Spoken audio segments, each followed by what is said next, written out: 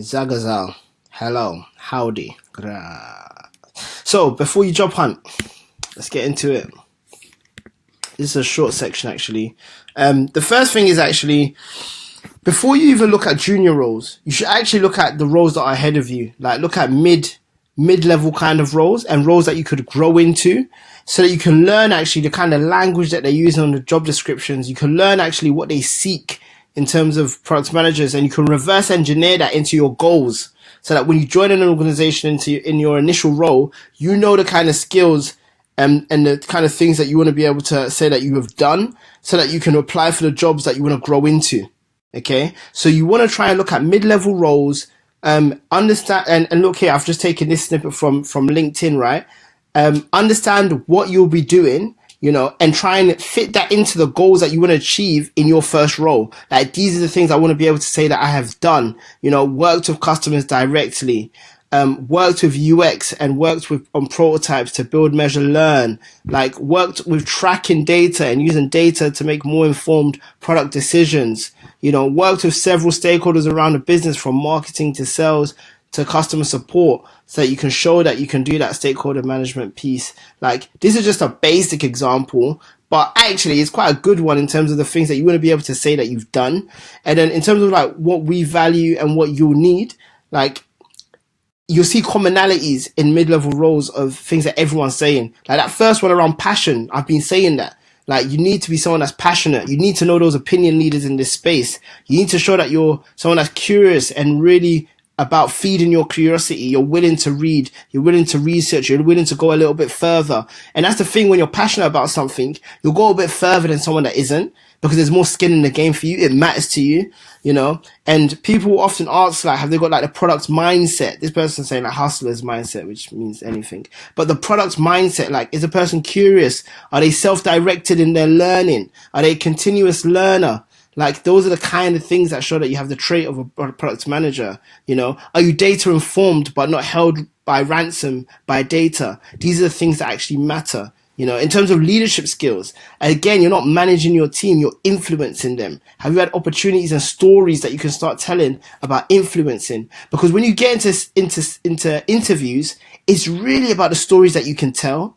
So you want to be able to say that you manage this funnel, you've seen dropout rates, you've increased conversion by a certain percentage. These are the things that you did. This is what testing was like. You want to be able to have those stories, which is why it's important, especially in your first role as a product manager, to make sure that you're keeping a journal and you're keeping a track record of the stories that you're collecting, the things that you're doing, the examples where you've moved the needle. You want to keep a track record of when you did your roadmap, when you move the needle on a certain conversion metric or growth metric or retention metric or engagement metric or referral metric or revenue metric. You want to be able to say that you moved the needle and this is what you did. And you don't want to forget those stories. So initially, an easy way to do that is to start journaling. So the two things to take away from this slide, because I've been chatting, is look at job roles that are mid-level or like one step ahead of the job that you're actually going for, so that you can reverse engineer the things that you want to achieve in that job today. And then secondly, start journaling and collecting the stories that you're experiencing, so that you keep a track record of those stories, which will then form part of the storytelling when you go into future interviews. You dig? I think that was pretty decent. All right. 3 things to consider. Where am I going to move my head? There we go. So firstly, like, make sure, before I go through these 3 things, make sure that you're researching the team of at the roles that you're applying for, because you want to look at their track record. Like, what products have they actually worked on?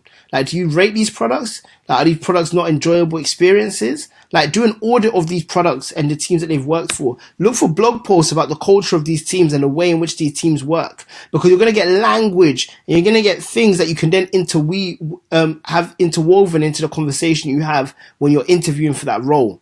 Okay, because you want to speak their language. You want to speak to something that they identify with and something that they understand. But also, you want to know if they've got the capacity to coach and whether they have a track record that you respect and you can see you can learn from. So research the teams that you're about to go into when you're applying to roles. Secondly, try and I said it in the last video, like, if you have that personal board of directors, bounce them, use them as a sounding board, bounce things off them, like, test out your CV.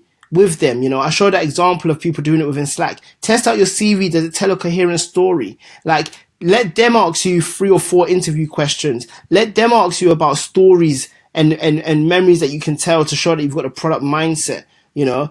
Like, practice before you go in the room. You can actually practice and it costs nothing, and people will be willing to have that conversation with you. It's much more easier to say to someone that I want to have a 15-minute catch up with you, and I want you to ask me 3 or 4 questions that you're typically asking in an interview, and I want to answer them, and I want you to give me feedback on them. More people are going to be willing to say yes to that than I just want to have a coffee catch up. Because what you've just done is something tactical and specific, and they can say yes because they understand the ask and they can see the value add of them spending just 15 minutes of you doing that. Like, these are the hacks in terms of building relationships that you need to start doing. Okay. 3 things to consider now. Every single interview is going to give you the opportunity at the beginning, probably the first or second question, and they're going to say, tell me about yourself. This is the one opportunity you have to be a lasting memory, and you need to be able to craft a compelling story that's going to be literally a lasting memory for them once you leave that room.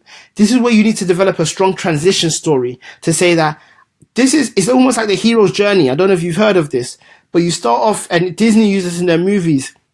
You start off with, like, this is where I am today, you know, and, you know, I experienced these things which weren't so great, but I actually learned these things that were pretty decent. I'm actually using my hands off screen. Like, I experienced these things that weren't so great, but I actually learned these things, which was awesome. And actually, that's why I'm transitioning into this role, because I've learned this, and I'm also really passionate about product. And these are examples that show that passion that I have for it, and then happy ending. You need to show that transition story of then till now. You know, you need to fill the gap analysis for them to say, can this person do it? Yes, I can. I'm a safe pair of hands. I'm great at stakeholder management. I've been doing that. I've been doing product in other guises. It's just not called product as a title.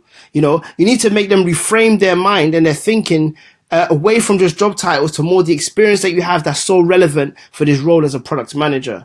Secondly, they're going to ask you, why do you want to join this company? You again need to develop a strong story based in research on their mission, their values, their growth story. You need to read the press articles. You need to read their blog. You need to join their communities.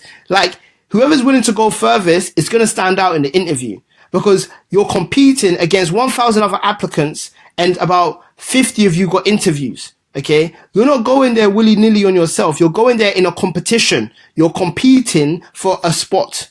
In order for you to win that spot, you need to go in and go further than most people are willing to go. You need to do your research. So again, you need to develop a strong story around why you want to join that company.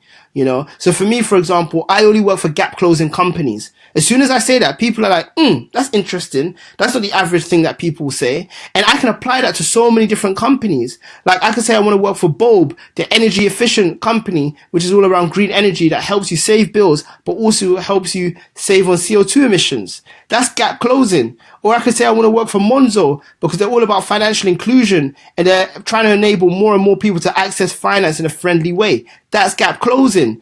Or I could work at Backstage Capital, where we invest in people of color, women, and LGBT founders. Again, that's gap closing because we're invested in a wider pool of people who haven't traditionally had access to venture capital. So develop your craft and your story and think about how you can apply it to the different scenarios. Thirdly, what skills do you want to gain? I just shared with you. Where is it? I just shared with you.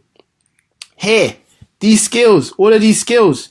Why am I sharing it with you? Because you need to go in there knowing this is what I want to gain. And when they ask you, what questions do you have for me? You better have questions, and it better be good questions, because you've prepared for this and you know what you want to get out of this experience. Okay. Like, you want to learn actually really, especially in the questions, and tease out, like, is there capacity to coach and to learn, or is it all going to be self-directed? Like, it's great to have autonomy, but at the beginning, you do need a little bit of training wheels. You need to know that this team's got you, you know, that you can turn to them, and you're not going to be so isolated and have so much autonomy that actually you're not really learning much from having the product team. You want to learn actually, what do they do? Do they do knowledge sharing sessions together? Do you have monthly product check-ins as a whole team? Do you have one-on-ones every fortnight with your manager, who's a senior product manager? Learn the structure of support. is really important in your initial role, because you don't want to get burnt and have a bad experience because you have too much autonomy or responsibility. Like, you don't want to join a really early stage startup as the only product manager when it's your first time learning about product management. It just doesn't make sense, which is why sometimes it's easier to join a later stage company or even an enterprise company and a corporate where actually they have more of the infrastructure where they can support your training and your learning.